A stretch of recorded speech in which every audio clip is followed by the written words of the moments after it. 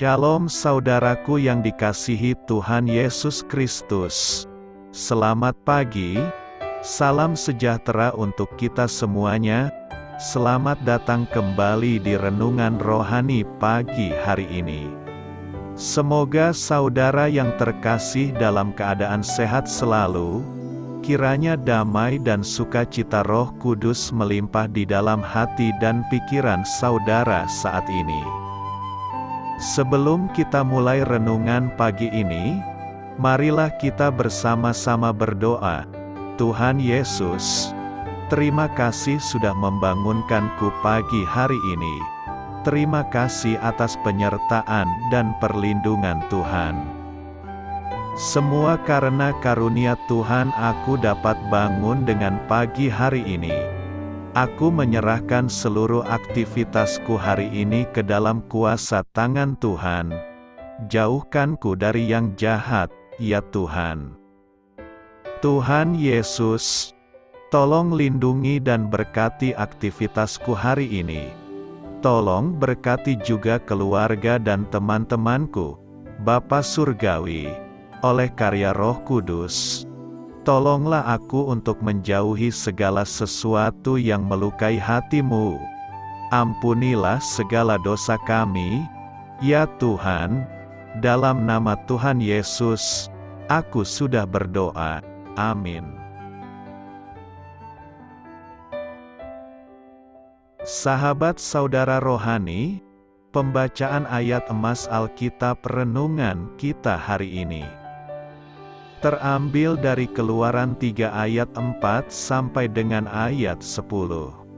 Ketika dilihat Tuhan, bahwa Musa menyimpang untuk memeriksanya, berserulah Allah dari tengah-tengah semak duri itu kepadanya, "Musa, Musa," dan ia menjawab, "Ya, Allah."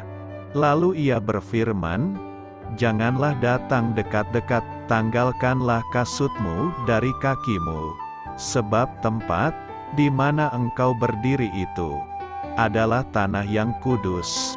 Lagi ia berfirman, "Akulah Allah ayahmu, Allah Abraham, Allah Ishak dan Allah Yakub." Lalu Musa menutupi mukanya, sebab ia takut memandang Allah. Dan Tuhan berfirman, "Aku telah memperhatikan dengan sungguh kesengsaraan umatku di tanah Mesir, dan aku telah mendengar seruan mereka yang disebabkan oleh pengerah-pengerah mereka. Ya, aku mengetahui penderitaan mereka. Sebab itu aku telah turun untuk melepaskan mereka dari tangan orang Mesir dan menuntun mereka keluar dari negeri itu ke suatu negeri yang baik dan luas, suatu negeri yang berlimpah-limpah susu dan madunya, ke tempat orang Kanaan, orang Het, orang Amori, orang Feris, orang Hewi dan orang Yebus." Sekarang seruan orang Israel telah sampai kepadaku. Juga telah kulihat betapa kerasnya orang Mesir menindas mereka. Jadi sekarang, pergilah, aku mengutus engkau kepada Fir'aun untuk membawa umatku, orang Israel, keluar dari Mesir. Keluaran 3 ayat 4 sampai dengan ayat 10. Inti dari ayat emas renungan kita adalah, "Aku telah memperhatikan dengan sungguh kesengsaraan umatku di tanah Mesir, sebab itu aku telah turun untuk melepaskan mereka." Mari kita mulai renungan pagi kita. Judul renungan kita hari ini adalah Terang Natal, ditulis oleh Lisa M. Samra. Kisah inspiratif. Di mata saya, pohon Natal itu terlihat seperti sedang dilalap kobaran api, bukan oleh rangkaian lampu buatan, melainkan nyala api sungguhan. Keluarga kami diundang seorang teman untuk menghadiri tradisi Altdeutsche, atau cara Jerman kuno, Perayaan tersebut menyajikan aneka hidangan pencuci mulut tradisional yang lezat dan pohon yang dipasangi lilin sungguhan. Demi keamanan, pohon yang baru ditebang tersebut hanya dinyalakan satu malam. Sambil memandangi pohon yang seolah-olah terbakar itu, ingatan saya melayang pada perjumpaan Musa dengan Allah di depan semak duri yang menyala. Saat sedang menggembalakan domba di padang gurun, Musa dikejutkan oleh semak duri yang menyala tetapi tidak dimakan api. Saat Musa mendekati semak itu untuk menyelidiki, Allah memanggilnya. Pesan dari semak yang menyala itu bukanlah tentang penghakiman, melainkan penyelamatan bagi bangsa Israel. Allah telah memperhatikan penderitaan dan kesengsaraan umatnya yang diperbudak di Mesir dan Dia telah turun untuk melepaskan mereka. Keluaran 3 ayat 8. Meski Allah telah menyelamatkan bangsa Israel dari Mesir, seluruh umat manusia masih perlu diselamatkan bukan hanya dari penderitaan fisik, melainkan juga dari pengaruh kejahatan dan kematian yang masuk ke dalam dunia kita. Ratusan tahun kemudian, Allah bertindak dengan mengutus Sang Terang, Anaknya, Yesus, Yohanes 1 ayat 9-10, yang diutus tidak untuk menghakimi dunia, melainkan untuk menyelamatkannya oleh Dia. Amin. Marilah kita renungkan di dalam hati kita. Bagaimana Anda dapat merayakan keselamatan yang telah Allah sediakan bagi Anda melalui Yesus? Tradisi lain apa yang mengingatkan Anda kepadanya? Hal ini patut kamu ketahui. Mengapa Allah meminta Musa untuk menanggalkan kasutnya? Keluaran 3 ayat 5, lebih dari 40 tahun kemudian, malaikat Tuhan mengulangi perintah itu kepada Yosua, pengganti Musa. Yosua 5 ayat 15, dan di kitab Yosua 6 ayat 2, kita melihat bahwa malaikat itu adalah Tuhan sendiri. Bukan tanah itu yang kudus, melainkan kehadiran Allah yang menjadikan tanah itu kudus. Para teolog juga mendalilkan bahwa kasut, benda yang selalu menyentuh tanah secara harfiah, melambangkan segala hal yang duniawi. Alas kaki dianggap cemar, dan ini bertentangan langsung dengan kekudusan Allah. Sudut pandang itu memberikan pemahaman baru kepada arti penting pembasuhan kaki para murid oleh Yesus di ruangan atas, Yohanes 13 ayat 2-17. Selain itu, pada zaman Perjanjian Lama, penanggalan alas kaki adalah tanda pengesahan suatu perjanjian. Lihat Rut 4 ayat 7-8. Di luar dari perikop ini ada kisah unik yang ingin saya bagikan. Keadaan buruk, tidak menguntungkan bahkan mengecewakan kita. Siapa yang sering kita salahkan? Bukankah kita seringkali sama dengan orang Israel di Mesir ketika mereka mengalami tekanan dari Fir'aun dengan tidak diberikan jerami namun hasilnya harus tetap sama ketika mereka mendapat jerami?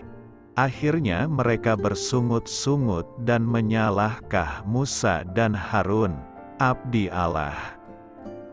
Keluaran 5 ayat 22-23. Lalu Musa kembali menghadap Tuhan. Katanya, Tuhan, mengapakah kau perlakukan umat ini begitu bengis? Mengapa pula aku yang kau utus? Sebab sejak aku pergi menghadap Fir'aun untuk berbicara atas namamu, dengan jahat diperlakukannya umat ini, dan engkau tidak melepaskan umatmu sama sekali.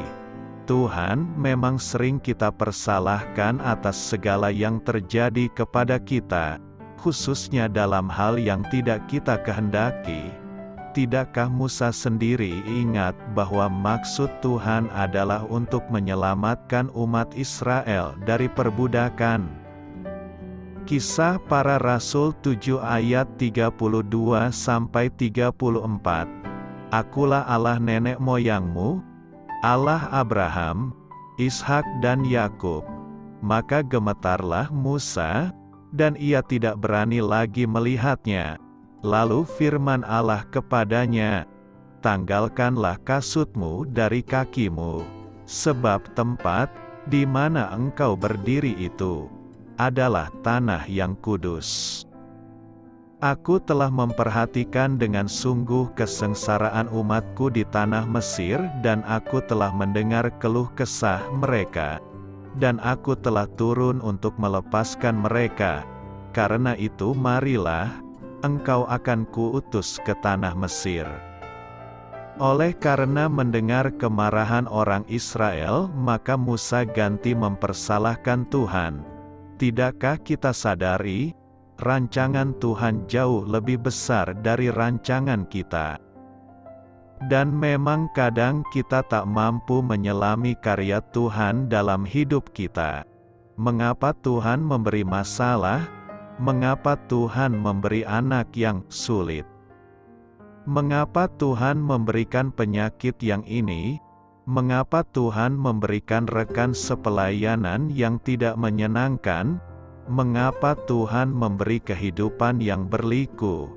Ketika pusat pikiran kita hanya pada kita, dan bukan pada Tuhan, maka pertanyaan-pertanyaan di atas tetap ada dalam hidup kita. Sadarilah, ada rancangan Tuhan yang mungkin hari ini belum kita pahami.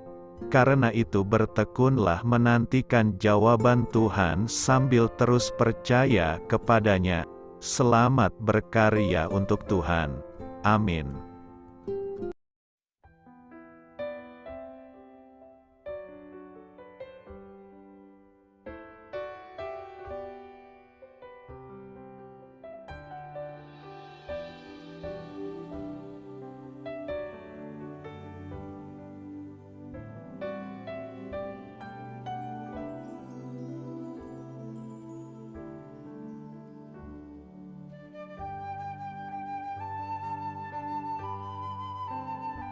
Marilah kita renungkan sahabat saudara rohani.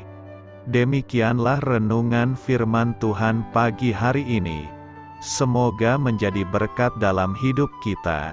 Dan sebelum kita memulai segala aktivitas kita pagi hari ini, marilah kita berdoa. Selamat pagi Bapa, malam hari telah berganti pagi. Kehidupan baru telah Engkau berikan kembali bagi kami. Bapa Surgawi, tolonglah aku menyadari kebutuhan orang lain, supaya aku dapat membagikan apa yang telah Engkau berikan kepadaku. Pada saat aku membutuhkan, berilah aku keyakinan bahwa Engkau akan mencukupkanku, melalui orang-orang yang mengasihi-Mu, bukan karena kami pantas atau layak, namun karena kasih karunia-Mu kami boleh ada, sebagaimana kami ada di pagi hari ini.